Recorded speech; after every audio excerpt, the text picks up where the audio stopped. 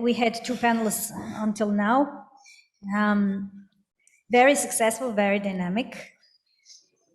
And after this, we will have a synergetic discussion about what do we want to conclude after all this talk, and to draw out some recommendations of our conference. So I'm asking all of you who can to stay for that so that we can discuss it together. We can start by introducing ourselves as previously announced. Yes. My name is Milica Lundin. I'm the initiator and the coordinator of this conference. My co-worker is Marijana Dujović, a musicologist. And we are here at the Cultural Center of Belgrade, who is our host for the second time. And this panel is about the discussion that is continuing from the last year. This morning we had Jasna Dimitrijević online on both 2 panels, and maybe she will come back a little bit later. She usually follows us very often and thoroughly. She did participate last year together with Ivana Vujić from National Theatre of Belgrade, and they opened this subject actually. They told us a lot about how COVID and the lockdown affected their relationship with their audience, how they had to grow much more personal, much more intimate with their steady audience who used to prescribe to their programs. And since there were lots of financial problems as well, and the times were uncertain, they decided and they realized that it is actually the audience that is the core, the heart, the backbone of whatever a cultural institution is doing. It's not the finance, it's not the government, it's not even the logistics, it is the audience. Without the audience, there's no meaning, there's no point in anything. So they got a lot of support, mainly from the audience. Ivana Vujić was enormously surprised by the fact that classical music and opera enjoyed actually much bigger respect in this town than what she presumed before. When they had their events in the open on the city square, the traffic was stopping, people were silent, even people who would probably not buy the ticket and go inside, but they did have this feeling of something important, something beautiful was happening, and they should pay respect to it. And Jasna said that if there haven't been for these steady concert goers who are usually paying for the whole cycle of concerts, who participated with giving donations to Kolarac day by day in the same amount that they usually did for a whole year, they found a way to put aside from their family finances to help their favorite concert hall. So she was really touched by that, and she decided that it is time now to change the whole concept of their public relations and to find new strategies that would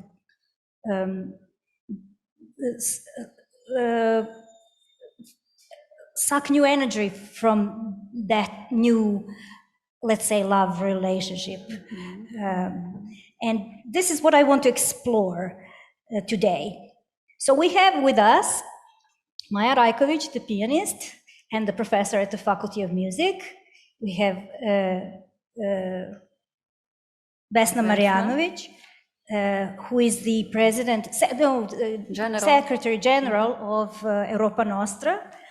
And we have, yes, in Serbia. We have Jovanka Višekruna, Janković, who is the general director of the Festival Art Link, and we have Danijel Cerović from Montenegro on Zoom, who is also a guitarist and also general director of two, I understand, two festivals and professor at the musical faculty of music in Cetinje. So let's start with Maja. You teach at the piano at the Belgrade Faculty of Music. Who Yes, are your students? I teach at the Belgrade University of Arts Faculty of Music.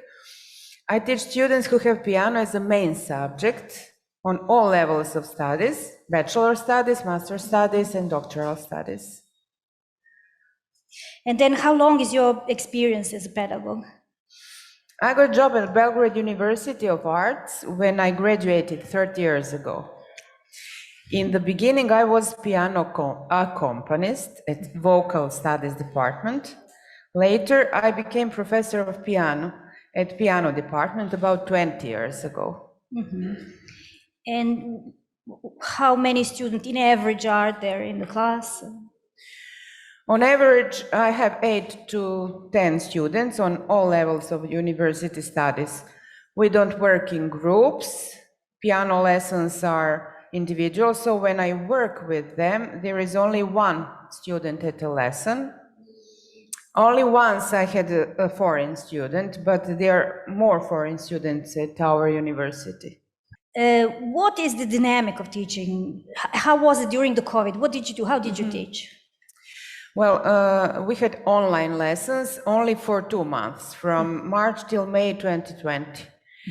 That was possible because we always have individual lessons with each student, so distance can be provided. During lesson, professor always sits at one piano and student is sitting at other piano, so we are at a distance with or without epidemic.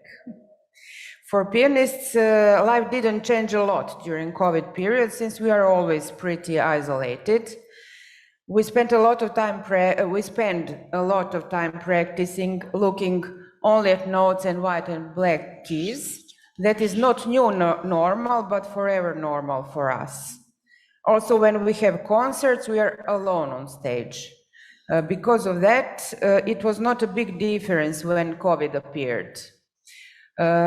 The hardest thing was that we had to shorten duration of exams, so we didn't give opportunity to our students to play the whole exam program to us as they normally would. They still had to prepare the whole program, but then we chose 1 or 2 pieces which they performed. So it was difficult to evaluate fairly in that way. And it would be even more difficult if we listen to their recordings instead of live playing.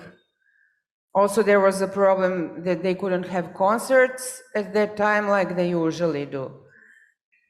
On the other hand, a good thing was that they had online lessons of other subjects, which are in groups, like theoretical subjects, history of music, and so on. So they had more time to practice piano. And we noticed they are improving their playing skill more than before. All right. You have also maintained yourself a very dynamic concert career. You play a lot. We hear you every now and then. Yes. Must say you play better. The older you are, the better you play. Could you perform yourself during COVID? Was it possible? Yes, I performed during COVID. There were places and countries where that was not possible, but in some cities and countries it was possible with some epidemic measures like disinfection, wearing masks, and limited number of audience. During 2020, I played a series of concerts in Serbia as part of my project Women Composers from 17th to 21st century. Then I played in USA concert as part of my project Dream Images, which was some combination of concerts and research about connection between dreams and music.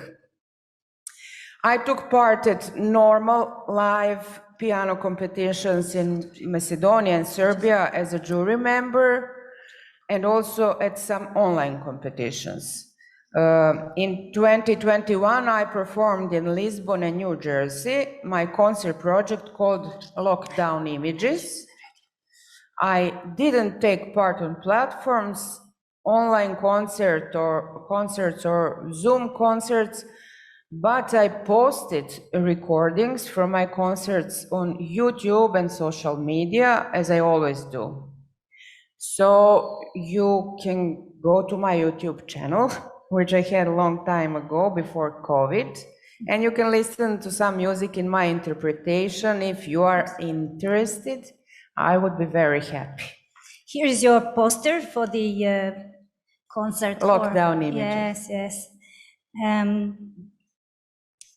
Have you noticed any changes in audience during COVID time, thanks to these new approaches that arrived? Yes, I read in some articles that a new audience has appeared in some circles, but I don't have insight into that. I could only notice during COVID, during that period, there were fewer older people, since they were afraid to go to concerts and risk to get infected, what is dangerous at that age. Of course, unusual media can be helpful sometimes, but to be honest, I don't see this kind of participation as something that people aspire to. What I could see is that the audience couldn't wait for the opening of concert halls, opera houses, theaters to go. Steady Yes. audience was eager Yes. to come back to the concert hall. Come back, yes. In the meantime, the concept of classical concert might change. What do we know? I mean, these times have brought some new things that are interesting to younger people, and their way of thinking is different, but that might subsequently one day bring them to the concert hall. We don't know that, of course. Well, that is a good question. I think concept of classical concerts should be changed for the good of music. During 20th century, that concept became so strict that music became unattractive to a majority of people. In previous centuries, concerts didn't have that concept. They were more relaxed. People just gathered and enjoyed music. There were salon concerts. Yes, composers wrote music. They didn't even know that was classical music. That was just music. It's a new term now. Yes.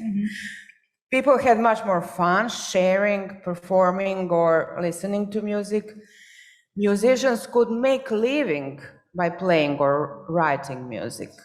In 20th century, music became great business, in which minority are enormously paid, while majority of musicians can't make a living by performing or writing music. Teaching is pretty much the only way to live from music. I believe we musicians can change that. It is important to bring classical music closer to a wider circle of people, to be everywhere where we can find audience, to change programming, bring new pieces to our concert programs, because majority of pieces are repeating again and again at concerts. And on other sides, there is a lot of neglected composers and compositions throughout all history of music. Then mixing styles and genres of music is also a good way to attract more people. Now we come to the interesting part. There is research that you've done in the domain of music during pandemics through history. And not just music, I found some literature there and other art forms through history in the times of pandemic and big epidemics. It was enormous work. You covered a lot of things, and even neurological aspects of how the brain recepts music, and then some advice for against how do you say the nervous anxiety before the stage anxiety. Stage fright, yes. So it must have taken lots of time. How long did it take? Well, it took about 2 months, but working all day from morning till late night. But I already had a lot of literature and internet links about those themes. It was interesting to work that. I was interested and read about that before. Previously, yeah. Yes, so I already had collected and saved all that material in my computer and library. Well, research and writing might not be my favorite thing. I prefer to play, but I like to read a lot too. The occasion was a competition of our Ministry of Culture, where I received support for my project music in times of crisis. Since I already collected a lot of material about that topic, I decided to do this, and I presented this work in November 21 in Belgrade and Kragujevac.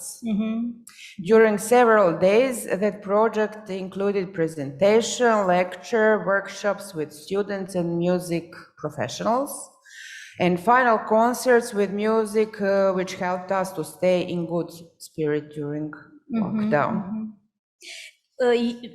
Not just that we agree through this research of yours and through this conference that I'm holding for fourth year. In many things, we found many things interesting and in common during this work of ours.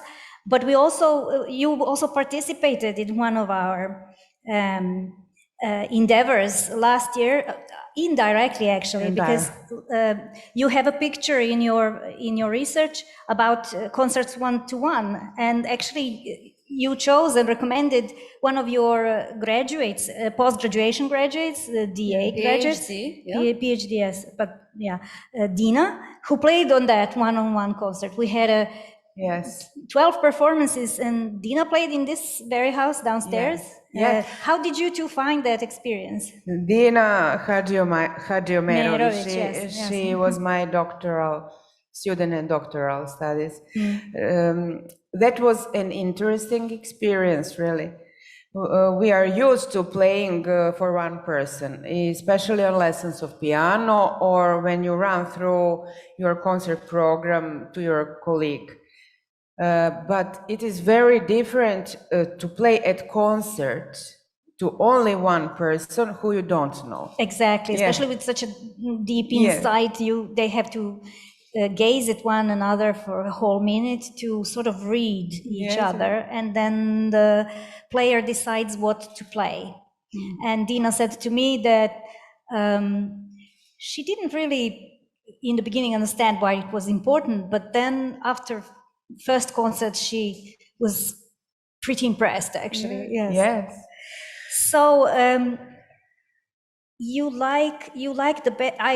what I liked best about your research was the part where you recommend to musicians how to maintain the high spirit and good mental condition while being isolated during lockdown. Can you tell us basic things about that? Because if we go into the whole research, it will take ages. Yes, I can tell you a lot about that, but we don't have time now for all of that. Well, pianists are experts at working at home because we practice a lot at home all our lives. It is easy to become slow, sleepy, unmotivated when you spend a lot of time at home working alone.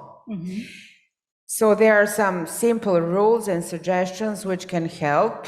For example, make a weekly plan, say no to multitasking, work in blocks of 60 to 90 minutes, learn new stuff as much as possible, and try to find some fun with your piano or other instrument.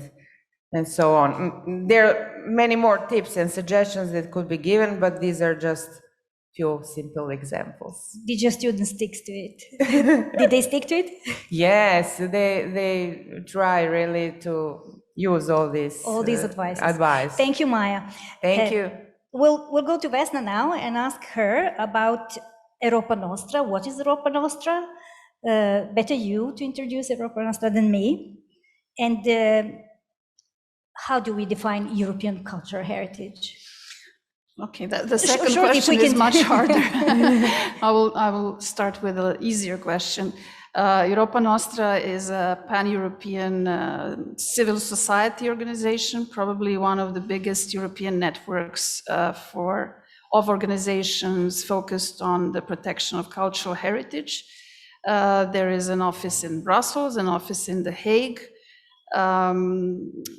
It is, let's say, mostly focused on heritage sites and monuments, but in recent years, the organization has widened its activities to many other segments of cultural heritage, including, of course, intangible heritage and music and traditions and many, many other things. And of course, this organization is very connected to music since the former honorary president was Maestro Placido Domingo. We are expecting a new president soon. I cannot announce it yet. It's a little bit hush. Well, we have to wait for the assembly to vote, but it will, as far as I know, be another European musician. So yes, when it comes to Serbia, I am Secretary General of the Serbian chapter or the country representation. So I'm involved mostly in Serbian activities since last year. I joined the Europa Nostra last year, but our Secretary General of the whole organization is also a woman from Belgrade, born and raised here, Snežka Kvadlich-Mihajlović. So we have a lot of Serbian women in the cultural heritage field, not only in Serbia, but also in Europe. Now, when it comes to what would be a common European cultural heritage, well, I would say everything that is part of our history and of our art history, political history, our traditional trades connected to everything that art was born on the European continent. Just like from the last panel, we had technicians, piano technicians, and we had a luthier, the person who is building violins and repairing them. Exactly. That is a trade connected to art, so it is also intangible cultural heritage. And so everything that is born on this continent, and of course does not only include European Union countries, but candidate countries like Serbia and other countries that are not candidates either, I would say belong to this common European cultural heritage. Right. So this is what Europa Nostra, as a very old organization, is about 60 years old, is focused on. Also, part of the activities are related to policies, European policies in the field of culture. A lot of lobbying has been done on the part of European, in exchange between the civil sector in Europe and the European Commission, but also a lot of partnerships, especially in the last years. Europa Nostra gives out European Heritage Awards every year together with the European Commission, and is very, very involved in all policy procedures that are also now going on in Europe and in the European Union especially. Tell us about this cultural deal for Europe. What happened on 11th of November 2020? That was a deal break for me. I want to hear it from you. Yeah, well, that was an immediate reaction after the pandemic, or to be more precise, it was an immediate reaction of the cultural sector in Europe in time to lobby or to influence the relief package that was being adopted by the European Commission. So a group of organizations in Europe assembled together. Europa Nostra was one of the main partners. It was Culture Action Europe and the European Cultural Foundation. So these three organizations organized a big debate. Online, because it was in the It middle was of online, lockdown. and it was focused on, well, it was titled A Cultural Deal for Europe, because at the time, the Green New Deal for Europe was announced, and a lot of new deals were announced in Europe and in the world after the pandemic. And so this part, the Cultural New Deal for Europe was focused on the relief package. So these organizations asked for culture to be part of the relief package and not to be completely, let's say, marginalized from mainstream politics and policies as it usually is. And one of the first results was that the Creative Europe Fund, the Creative Europe program, which is important also for countries such as Serbia, has got 600 million euros more from the budget of the EU budget for the next, I think, 222 to 27, so for the next 5 years. And this was an immediate, let's say, reaction, an immediate result that came out of the Cultural Deal for Europe. Did COVID crisis impact this? Or, I mean, was it impacted by COVID? Or was it on account of COVID? Or was it already on the way? Yeah, well, I think things were started to be more visible in 2018, when European Union announced that 2018 will be the European Year of Cultural Heritage. That was also very much influenced by Europa Nostra, and even then the Commission has, how can I say, promised to the sector that they will make sure that culture gets more attention, budget-wise, policy-wise, etc. But then, of course, the pandemic completely changed the paradigm. So, in a way, it was both. Some processes were already on the way, but the pandemic maybe just made them faster. And new questions arrived as well. How do we perform during COVID? How do we build? How do our concert halls look like, or should maybe? How do we preserve culture in these special circumstances? Exactly. The digitization again became, of course, an issue. Whether we should be more outdoors, if we are building new buildings for culture or for music, whether they should look differently in terms of accessibility, in terms of space, in terms of ventilation, in terms of queuing, in terms of sitting arrangements. So these are all maybe new questions that have arisen after the pandemic. So Europa Nostra is, as I understand, one of the initiators of this, right? Yes, exactly. Can you tell us, that you were just talking about were actions or just plans? What is there a prescription, something that countries of Europe should do to follow this platform? Yeah, well, there is, when it comes to culture, this is an area that is not very much driven by the European Commission. It is left to the candidates and the member countries because it is believed that the culture is very imminent to each nation or each society, or so. Culture policies of each country. There is a feeling that everybody should find their own model. So there are no directives, there is no harmonization of legal issues, maybe just when it comes to intellectual property and that kind of thing. But generally it's left to the countries to decide how they are going to implement it, model their cultural policies. All right. But there are now some documents that can be used or we can be inspired by in each country or local government or national government. There are international covenants that are still, I think, very actual, like the Faro Convention, which is a Council of Europe convention. Nowadays, we are witnessing a new initiative from the European Union, which is called the New European Bauhaus Initiative. It is still an open platform of ideas, and it is an initiative announced by the President of the European Commission, Ursula von der Leyen, that includes culture into the Green New Deal. So that is where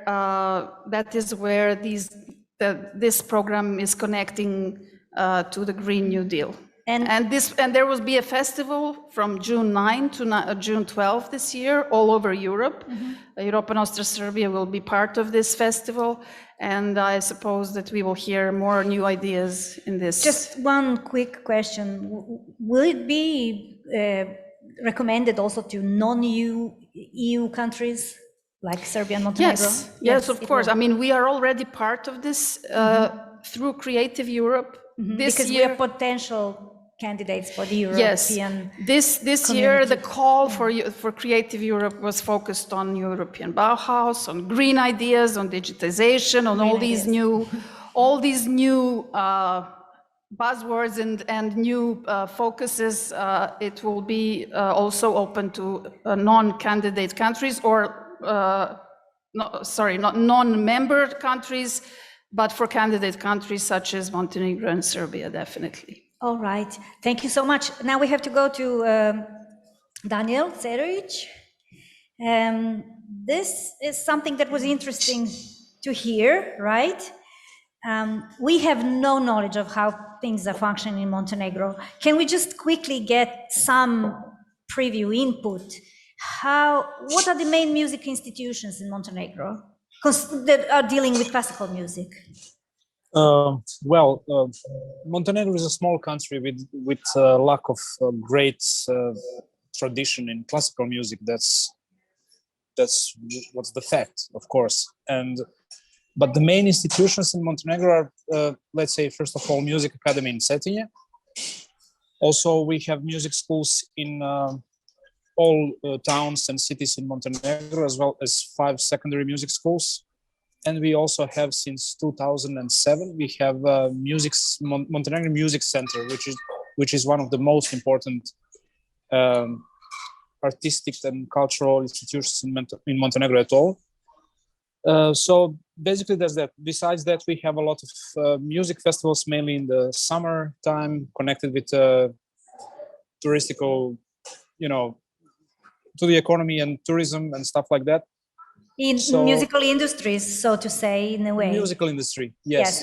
That's right. We know that there are lots of festivals, but shall we say, we presume that the majority of audiences appear in the peak of tourist season, which is natural, of course. But can you tell us which events are reappearing after the season? Are there some of these events that are staying during the whole year to offer some cultural content to local population and to form the steady audience? Yes, there are some, but I must admit there are not many of them, and some of them are also stopped their activities, such as a Tempo festival, which was one of the most important music festivals in Montenegro, held in Podgorica in Montenegro National Theatre. It was also founded by Music Center of Montenegro and Maestro Žarko Mirković. But unfortunately, it stopped a couple of years ago. There are also some other festivals and activities. I also must say that the 2 festivals and projects that I run with my colleagues are also out of this touristic peak in September and in May. So as you can see, there are not many of the projects, but still something is going on. Something is going on, yeah. Yes, that's true. We have approximate number of festivals altogether. I was going through these lists and I was really impressed of how many local small festivals there are. There are carnivals as well. And do you know approximately how many? It could be during the summer. It could be that there are more than there are 10 music festivals, like classical music festivals. also music festivals that organize both classical and jazz and some world music and stuff like that.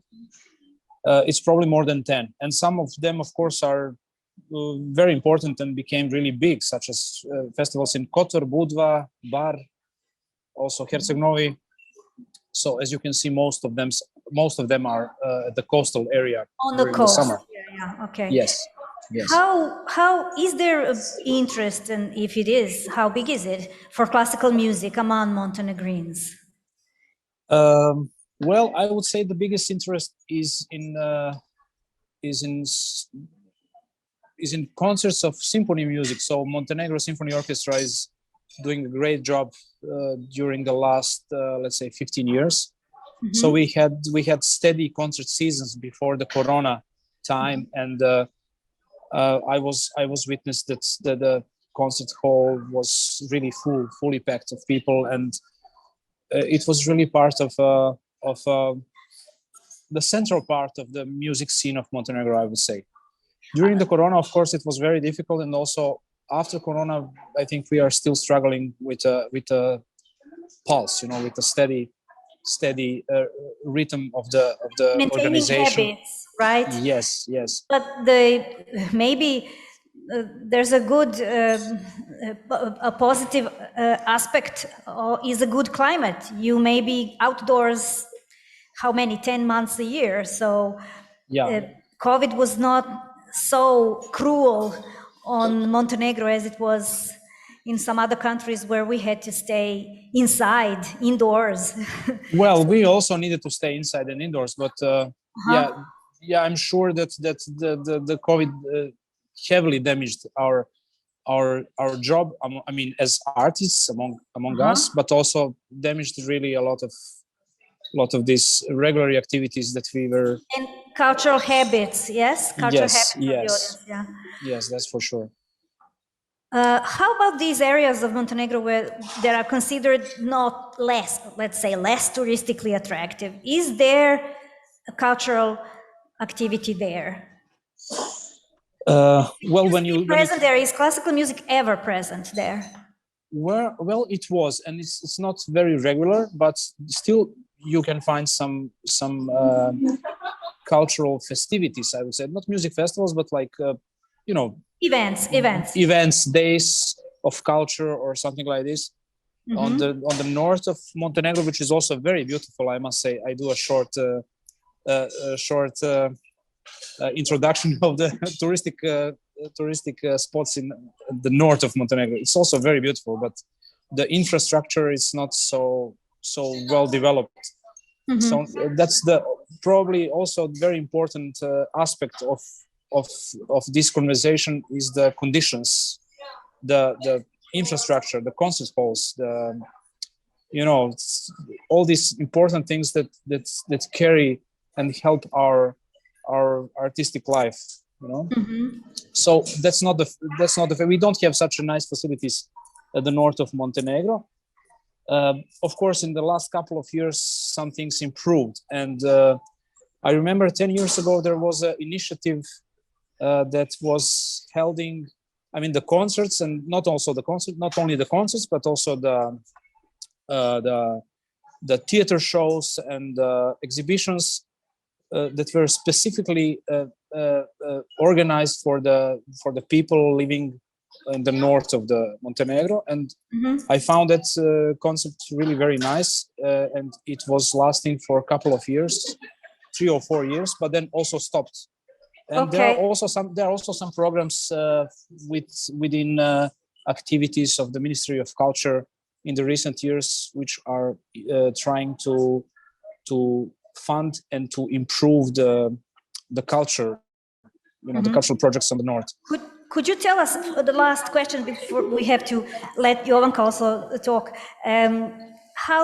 what can you say of the dynamic of your own festivals that you are coordinating?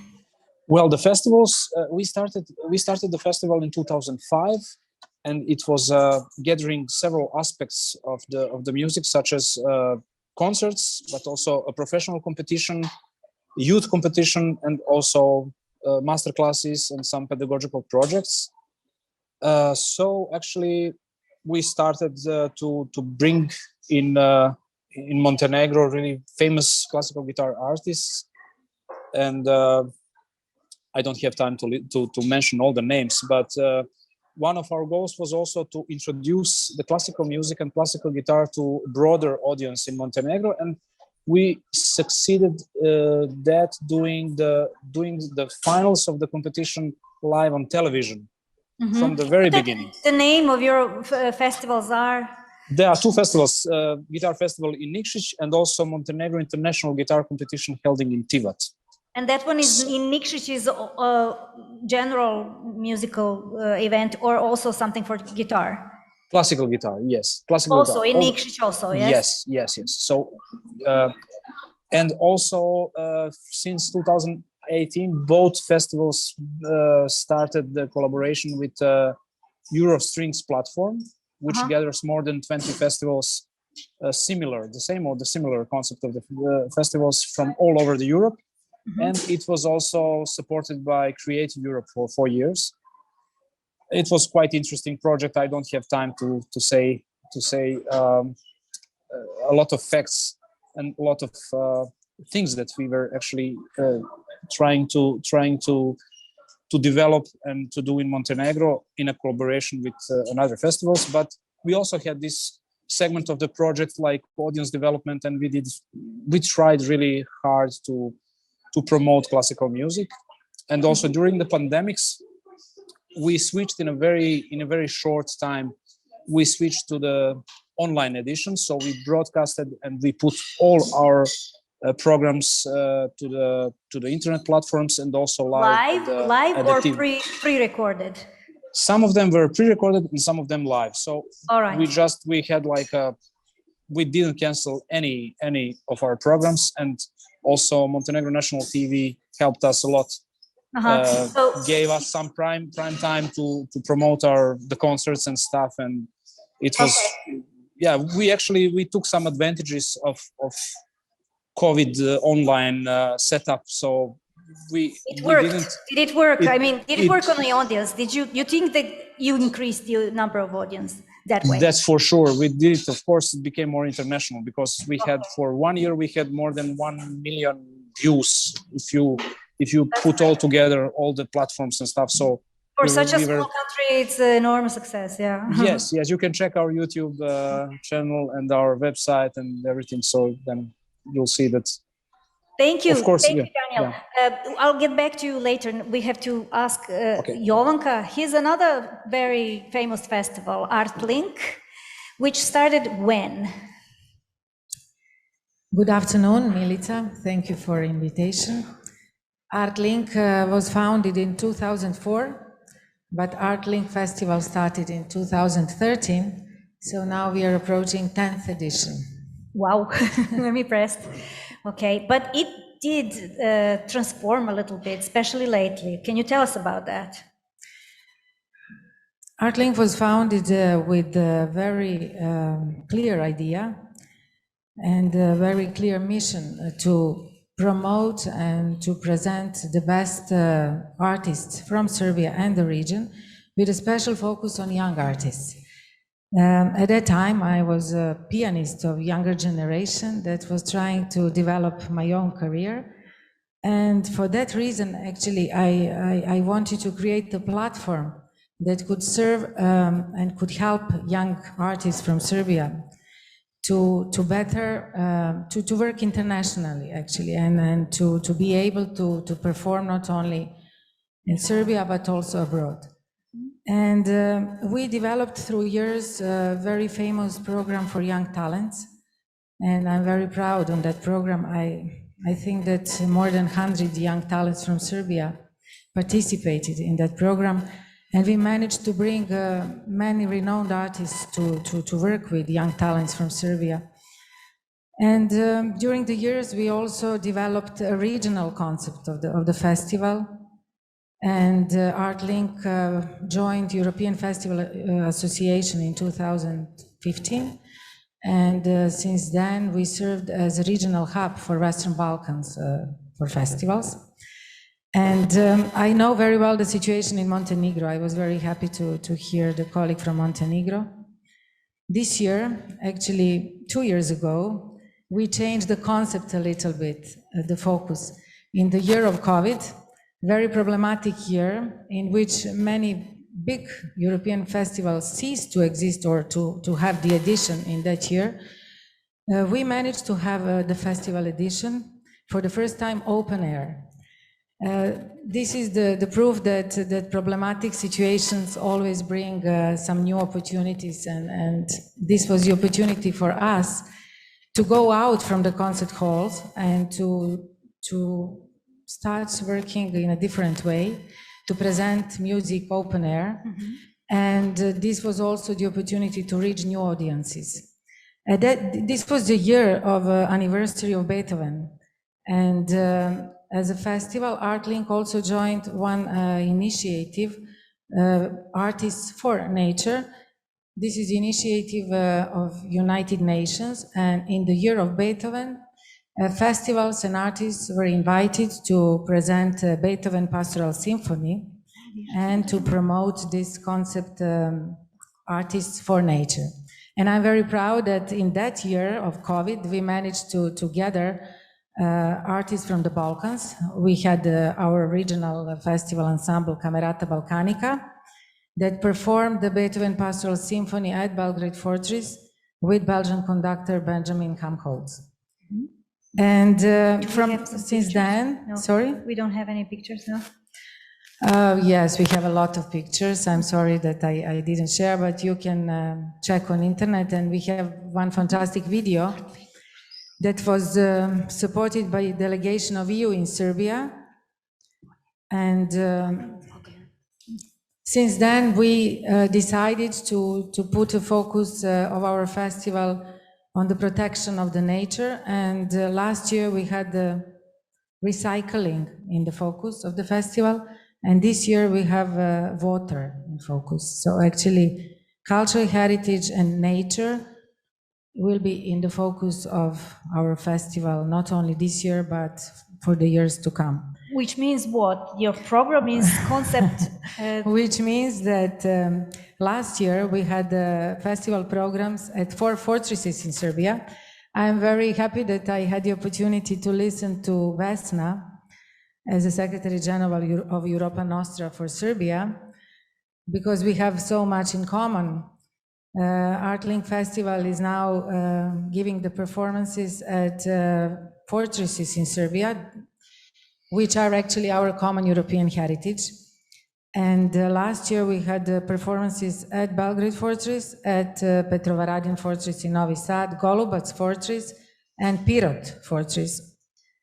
This year we are continuing with the programs at the fortresses. We will start at Belgrade Fortress, and then we will have concerts again at Golubac, this year also at Ram Fortress, Petrovaradin, and Golubac. And we will also follow Danube, River Danube. So water will be in focus. We will perform music that is inspired by water. We also have new commissions, new piece that will be composed on the topic of water. And we will celebrate this year also International Danube Day on 29th of June. Which is also water. Which is also water, with a concert on the boat. Oh. And at the Fortress of Ram. And I would like to present the special guest for that concert, Concertmaster of Vienna Philharmonic, which is also the symbol of Danube, I mean, this institution, and regional ensemble Camerata Balkanica again. So you said COVID opened the new perspectives and forced you to find new solutions. Do you think you will embrace them now and keep them even post-COVID time? Of course, yes. Personally, I'm very happy that we are now connected to the nature and to our cultural heritage.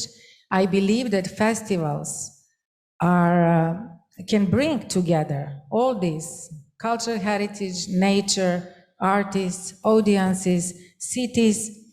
I would like to mention a new initiative by European Festival Association, Festival Cities. And I would like to say that Belgrade is one of the 7 cities from Europe 7 cities will be founders of this new initiative. And in September, in the city of Yerevan, where European Festival Association is going to organize the European Summit, 7 festivals from Europe, including Belgrade, will sign this special agreement. And we will join together with our festivals, this group of European cities that will have this special Same program, yes. seal and the name Festival City, which means that we need to bring more festival programs, more artists, to engage more audiences in the years to come in order to proudly have this name Festival City. You are not mentioning a lot the Festival Association. You are a representative of Serbia in Festival Association, yes? Yes, I have been the member of the board for 5 years. And as I said, ArtLink has been the contact point for the Western Balkans since 2016. And I was very active in this program of European Union, Europe for Festivals, Festivals for Europe. And ArtLink engaged 70 festivals from the region to get this special label that was awarded by European Festival Association and special jury in the last 5 years.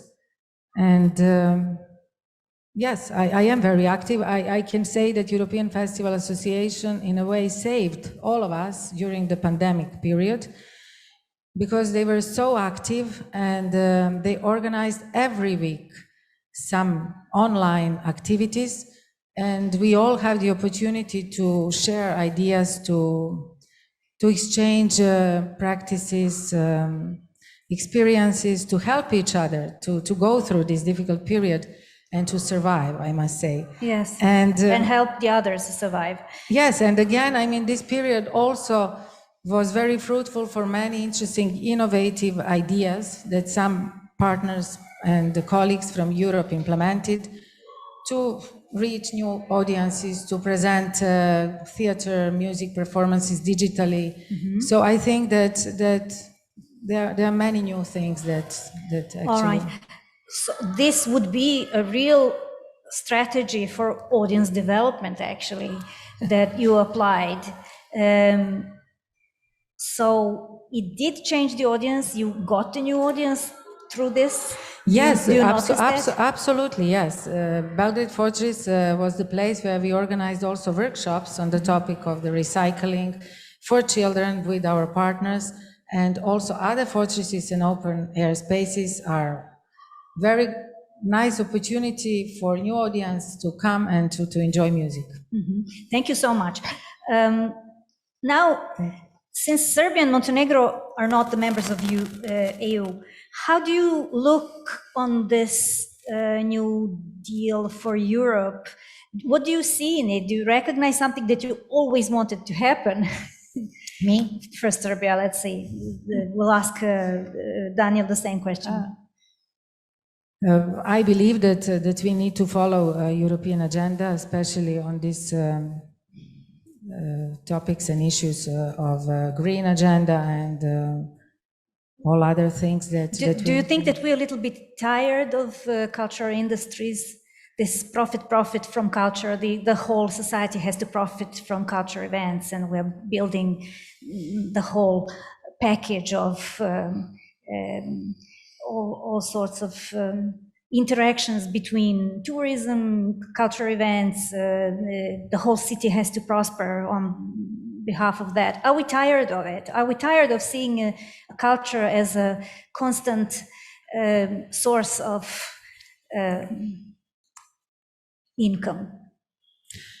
In classical music, we are not tired, because we haven't reached that point. I mean, we can talk maybe about some other music genres like rock, but classical music never reached that level of presentation when you talk about creative industries. And I believe that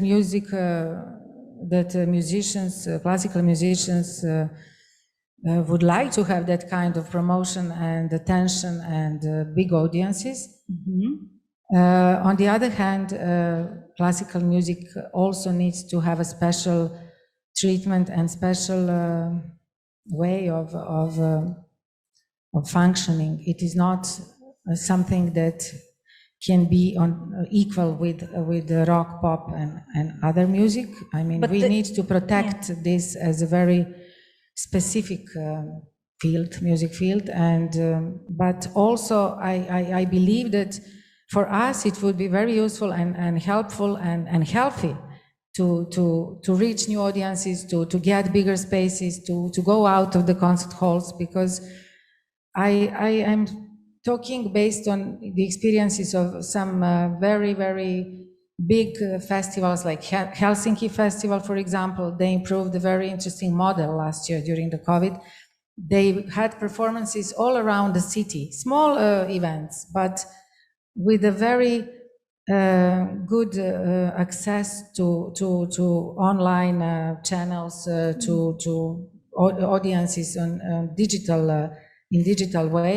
So I believe that this is something that we have to work on, because I'm it is talking not about the finances shouldn't be the core of the thing. It should be. I mean, we can talk about Yeah. it, but it is the core. I mean, I can It is- say, we I can- have to say, because as a musician, I had the opportunity to try to organize my own concerts in the past, to find the finances for that. I mean, for my personal presentation. Because of that, I decided to build the platform.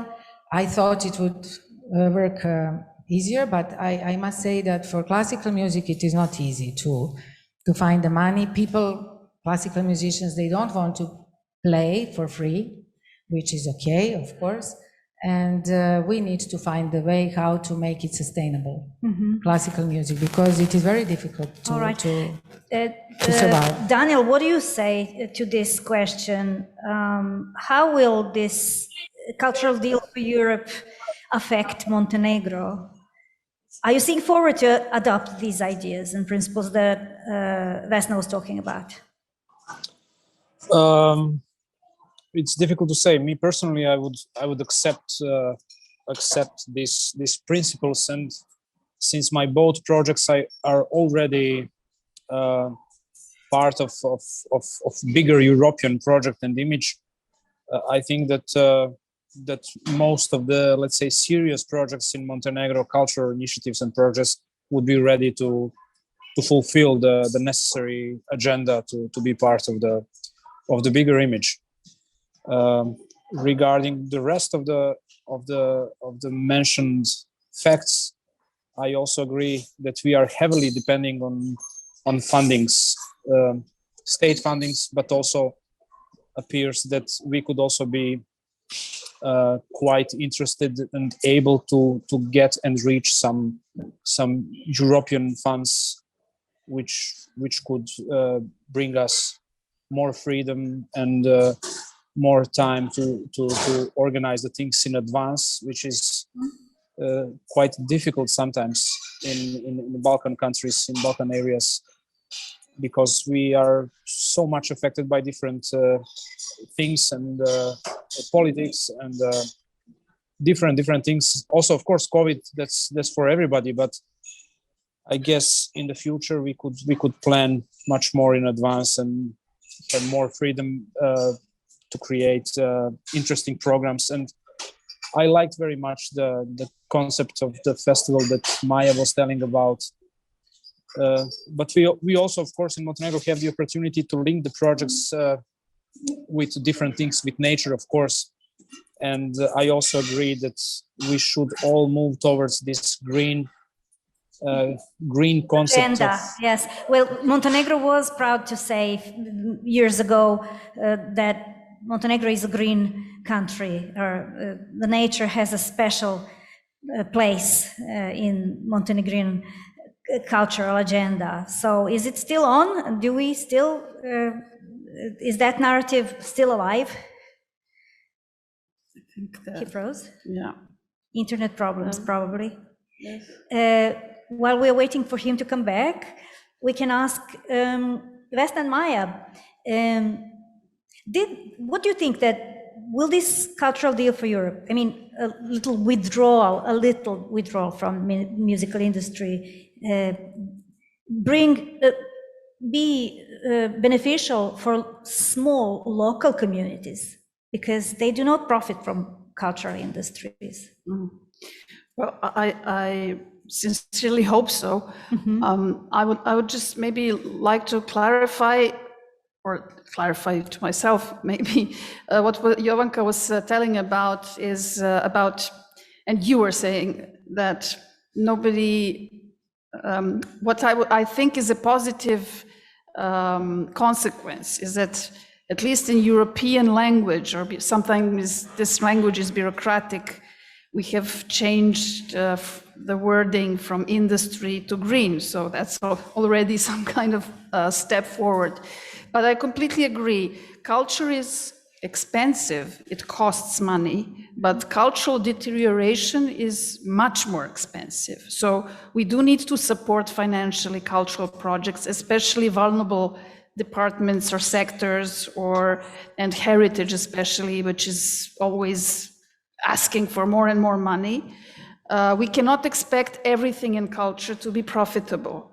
Some things can be profitable, but some things cannot be profitable. And if they are not profitable, it should not mean that we should just leave them be. So there are things that we need for culture to get more support in this country and everywhere else. So during these debates in Europe, there were two things that were quite obvious.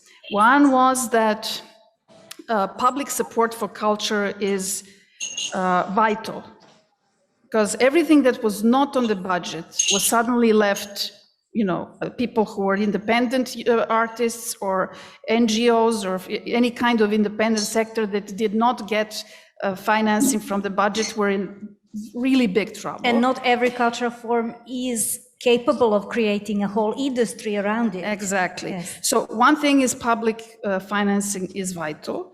And the other thing is that was mentioned during these debates that Europe, I was surprised, I know that about Serbia for a fact, but in Europe, there is not enough of, as they said, philanthropic culture that exists in some other countries in the world. Which has to do with laws also. It has to do with incentives, with many other things, but this is something in Serbia, we don't have it developed enough. We had that subject last year and spoke about that with our philanthropists, leading philanthropists. It was so these are the two main, let's say, areas of the financing or support that classical music or any other cultural or artistic activity should try to find support at. And when it comes to European visions of culture, I think this new initiatives is a good opportunity for all of us to try to get on board of that. We should not expect that the politicians will think of everything, but this engagement through these associations of festivals or heritage organizations or professional associations, everybody should be included now in these processes and try to change the narrative about policies in the area of culture. Maja, what do you think? Would you play in could you see yourself playing in this concept water? Of course. Or you would like to play at the fortress, yes?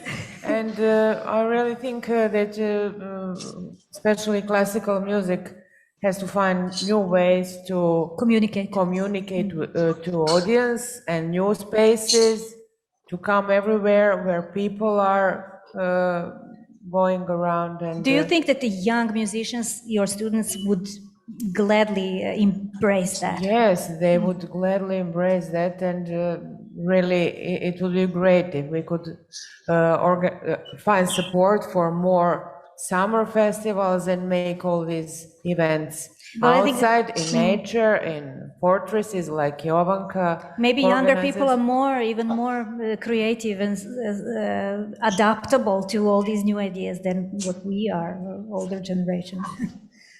Young people are, is it? Yes, okay? it is on. Young people are very much oriented towards professionalization of their career. So I agree with Vesna that classical music and art and cultural heritage should be supported and must be supported. But in practice, we are facing the situation, especially in Serbia and in the region, that we don't have market for classical musicians, and this is a huge problem. I work for so long with so many different artists from different parts of the world, and with festivals. And I mean, artists artists cannot live, as Maja said, and work and make living by just being the artists, musicians, classical musicians. It is impossible in our country, in our region. And this is why I'm saying that we must work on professionalization and giving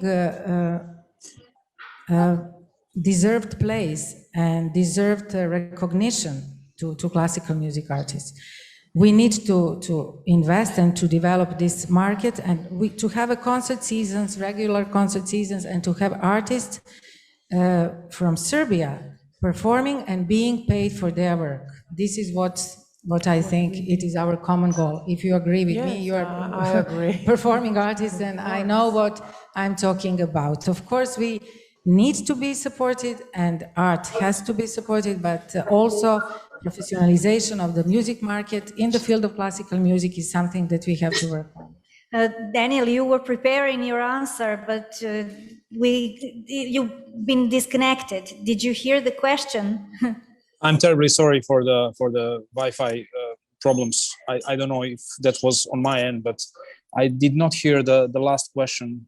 Well, I don't remember actually. I think somebody else answered your question, but we can ask the last question to everybody, starting from you. Can we talk about democracy of attitudes toward different art forms? Does any art form suffer some sort of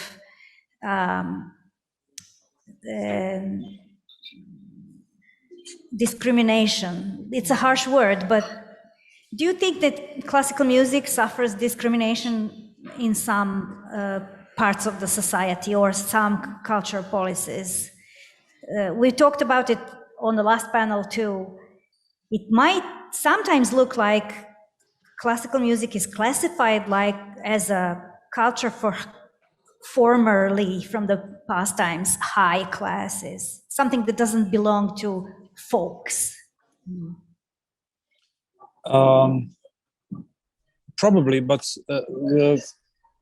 if I think like a musician or like an artist, then I always think the best for the classical music. So it's difficult for me from perspective as an artist, which I'm generally, I'm doing like the most important thing in my life is music for sure, and it's difficult for me to say that kind of thing or to connect with this kind of opinion. But it's probably like that because, as I said before, Montenegro has lack of music tradition. So maybe we can find the source of the problem in that fact or some other facts. For example, there are no interesting new projects for promoting classical music in the schools, or the TV stations or radio stations. So maybe we can try to do something more for promoting classical music to the younger generations. That's, I think, we have also lack of kind of programs, and we could use internet channels and all the necessary techniques in doing so. During this Eurostrings collaboration program for 4 years, we were obliged to promote classical music and classical guitar in the environments and in the concert halls, not concert halls, but places where there is really a lot of people, and with people who do not have the experience with classical music. So I think that would be one of the possibilities to change this way of thinking that classical music is something which is not accessible to for the everybody. folks, not made for the folks. Maja, what do you think? Is there a group social group, the group that discriminates classic. And do we discriminate other music sometimes? I think so, and I believe that has to be changed. First, that classical music are becoming more and more elitistic, and it is also something which is mostly for older people. What is not true. This was music in the beginning, like I said before. Like any other music. That was music. That was music which survived through centuries. That is what are pieces of classical music. It's a proven quality the also. best pieces of music which survived during that filter of centuries. So now we behave like that is something something with which we are making some business trade, but that is music.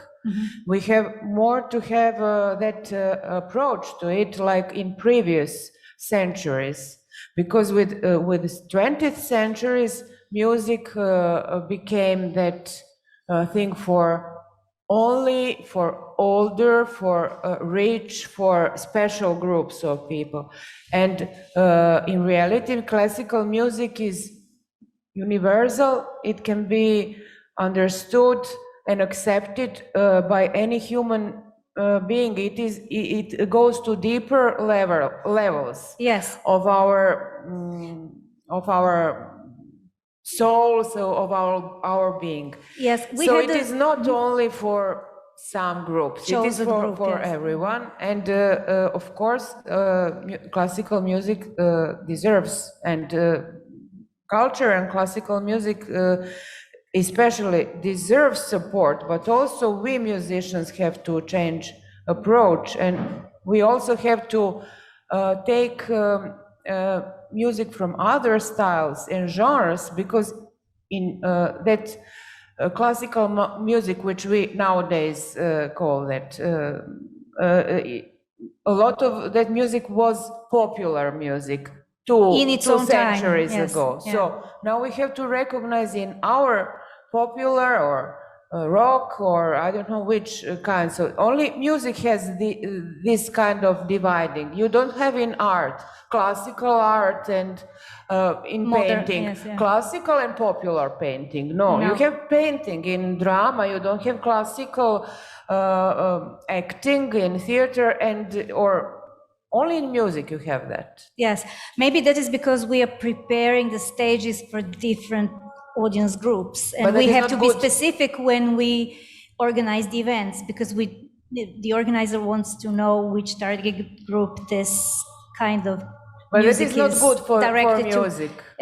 Imagine you are buying a ticket and you don't know what's going to be on the stage, so they want to somehow mediate it to you. But that is technical thing. It doesn't mean that music should be categorized. On the other hand, Vesna, I remember times when we discriminated greatly, let's say folk music, ancient folk music, real folk music, because it was not interesting for the historical moment. Now we are much more democratic, right? Are we not? It had, maybe because it was considered to have a national connotation, but I could argue, since I'm not a musician, I used to play piano when I was very young. So anyway, it's a very but good from my perspective, one could argue that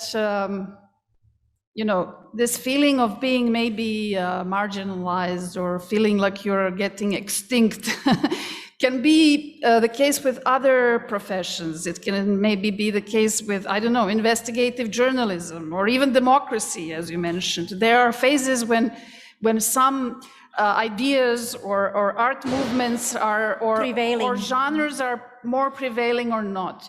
Also here in Serbia, I suppose you would all agree, I mean, our new rich elite is not necessarily the audience for classical music. So when you go to Kolarac, you won't really have a feeling that it is an event for rich people. It is, ordinary people like all of us. So I don't think it's also, especially here, a matter of class or a matter of elitism. I think what Jovanka was saying, that we don't have really a market, this should be actually an issue for all of us. How do we create this market? As if we use this business term, so I don't know, I suppose that we didn't have a market for tartufo in Serbia either, and now everybody likes to eat tartufo when they go to restaurants. So, you know, there probably is a way to create a market, but there will not be a way unless we invest again in education from the younger stages. Also, so there has to be some kind of strategic approach to that. For me, just came back from Estonia, from the European Museum of the Year award ceremony, and there was a Finnish museum that was it was a very interesting candidate. It is a new museum, Finnish Museum of Music, and it's called FAMA. I suppose it's an acronym of Finnish. Of something Finnish, yes. But it is a museum of all Finnish music. So starting from folk music to symphonies to, I don't know, rap or whatever, is popular for younger generations. And so it is open for young people. It is open for concerts. It's open for lectures. So this is one way maybe that a society or a country invests in the music appreciation. Maybe we don't have enough funding for a completely new museum of music, but I'm sure that there must be ways to have classical music and all, but I also don't like the term classical music, but because there are some very modern music that is considered classical. 2 years ago, we started with a conference with asking ourselves first, what is actually classical music? And there is loose, how shall we say, definition of it. It's a music played on traditional European instruments. Okay. Traditional academic European instruments, not, folk instruments, but traditional academic instruments. So you can write today for symphonic orchestra, it will still be classical, but classical doesn't mean classicistic from the classicistic period. It just simply means traditional Anglo-European tradition, as there is a term of Anglo-European culture. So this is music that belongs together with that. And I'm sure what Jovanka also was saying about exchange. I mean, the market is wide. You could look at the whole world as a market. For music especially, it doesn't need any translation. Our writers have even a worse problem because they definitely cannot live out of just writing books. And the field is even narrower because of the language barriers. So for music, there are no barriers, basically. But again, you need to promote, you need to send young talents to educate themselves, to be seen, to be visible. So there are, maybe this is a job for all of us. Yes, last year, the representative of Dobar Glas, the foundation, Boris Vujačić, he said that nothing will change in terms of philanthropy if we do not push it. We have to lobby, we have to get together. These forums like this, where people from different profiles can contribute to the same cause, are crucial actually. And you can in the end, if you really do work constantly and voluntarily, you can lobby.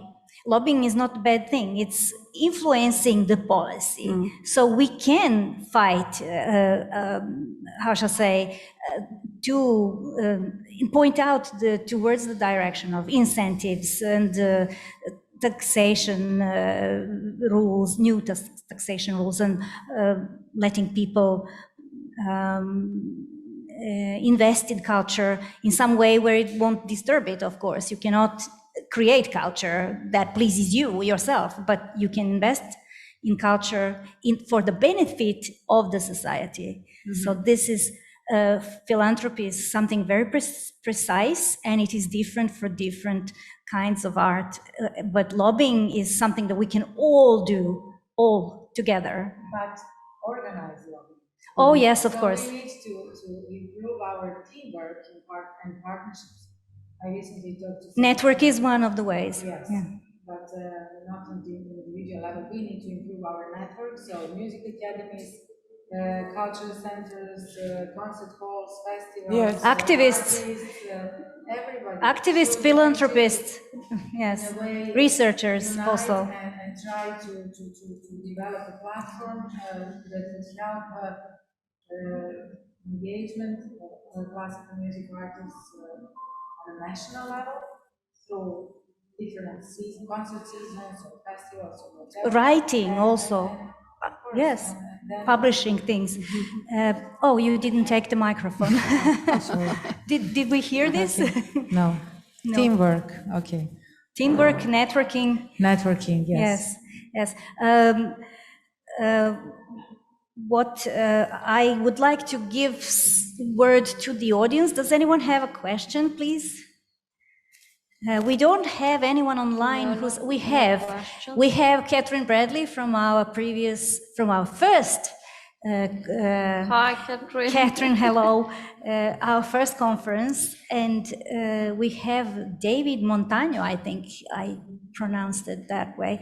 Maybe somebody wants to ask us something. Does anyone have a question for us? I can receive it in chat, or we can include you, give you word.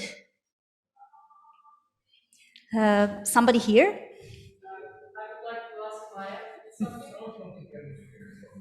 Yes.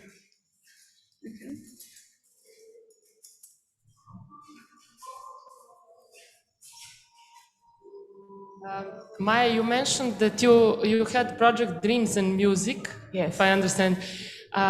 What did you actually have in mind? That dreams affect what we want to hear from music, or that the music we listen to affect our dreams?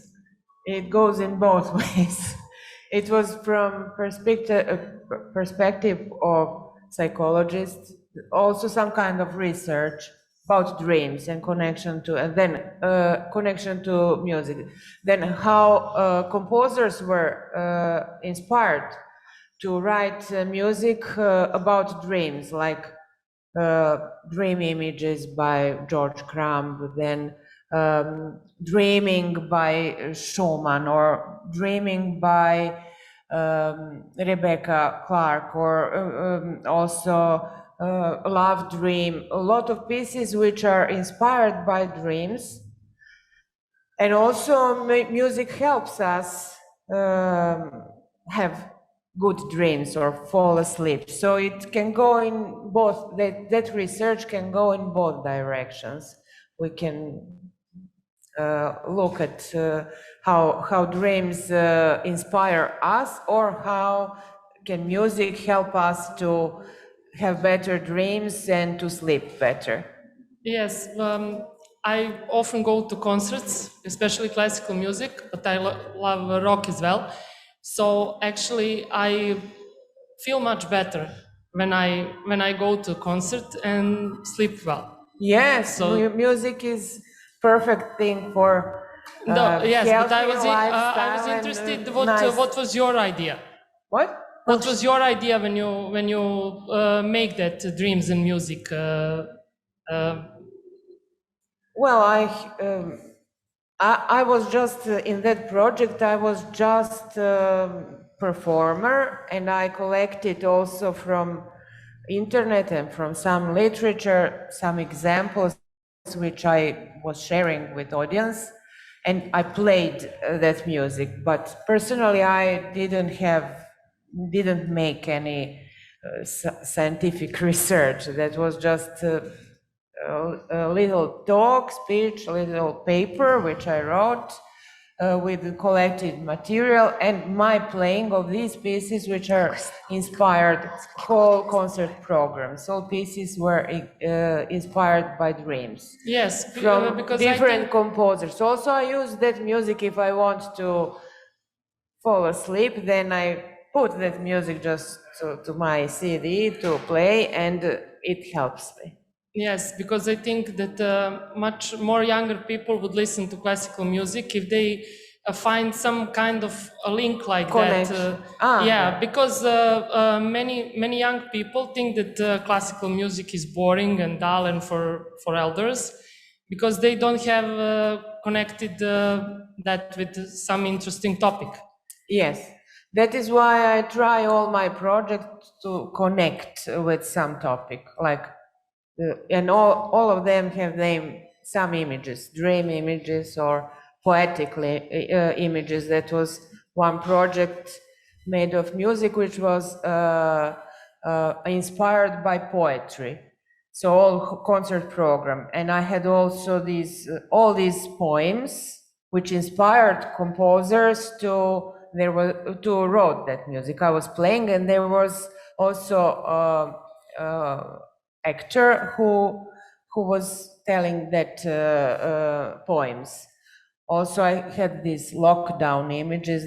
These are pieces which helped me to stay normal and in good spirits during lockdown. So I collected them, and I wanted to share them with audience. And you are Yes, right. it I was, think that then if you lockdown- connect with some topic, then you can attract more people. Yes, that lockdown period was very hard for all of us that used to go to cultural events, because I really think that music make a difference to everyday life. And for instance, I think that Apocalyptica did a great job to connect younger people to the classical music, because I think they were the first that go with only classical instrument to play Yes, heavy metal, actually. thank you. Could you please introduce yourself? We don't know, I know who you are, but Maya doesn't.